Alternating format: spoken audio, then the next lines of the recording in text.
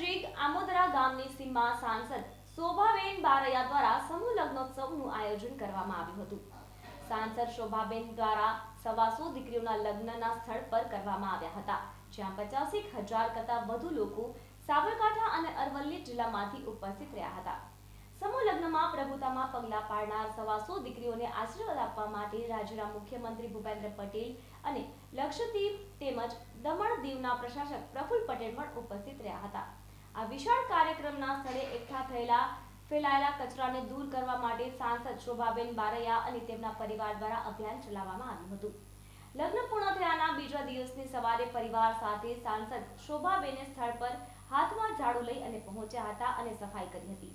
તે વિસ્તારમાંથી પ્લાસ્ટિકનો કચરો એકઠો કરવો સાથે તમામ કચરો અને ગંદકી દૂર કરવા માટે દિવસભર અભિયાન આગેવાનો સાથે મળીને ચલાવ્યું હતું। સાંસદે કહ્યું હતું કે દરેક કાર્યક્રમ અને પ્રસંગે પણ તેની પૂર્ણતા બાદ વિસ્તાર અને સ્થળને સ્વચ્છ રાખવા માટેની ફરજ નિભાવવી જોઈએ। ગઈકાલે અમે અહીંયા સમાજના સમૂહ લગ્નોત્સવનું આયોજન કર્યું હતું। આયોજન પહેલાં પણ અમે સ્વચ્છતા કરી હતી અને અહીંયા બિલકુલ સાફ રાખીને અને આયોજન પાર પાડ્યું હતું।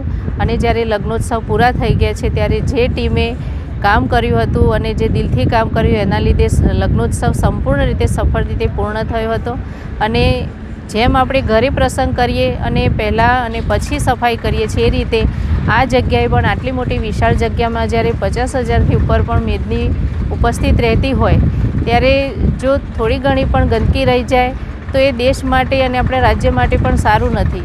એ અભિગમથી અમે અમારી જે ટીમ હતી જે સમૂહ લગ્નોત્સવમાં જોડાઈ હતી તે ટીમ અને મારા પરિવાર સાથે અમે આ સ્વચ્છતામાં જોડાયા છીએ અને આ જગ્યા ઉપર આ જગ્યા પ્લાસ્ટિક મુક્ત થાય એ હેતુથી અમે સ્વચ્છતાનો આગ્રહ રાખીએ છીએ। અને આ બધા કાર્યક્રમોમાં અમે તો કહીએ છીએ કે જે પણ કોઈ કાર્યક્રમ થાય કે પાછળથી છોડી ન દેતા અને એનું સ્વચ્છતાનું ધ્યાન રાખવું જોઈએ।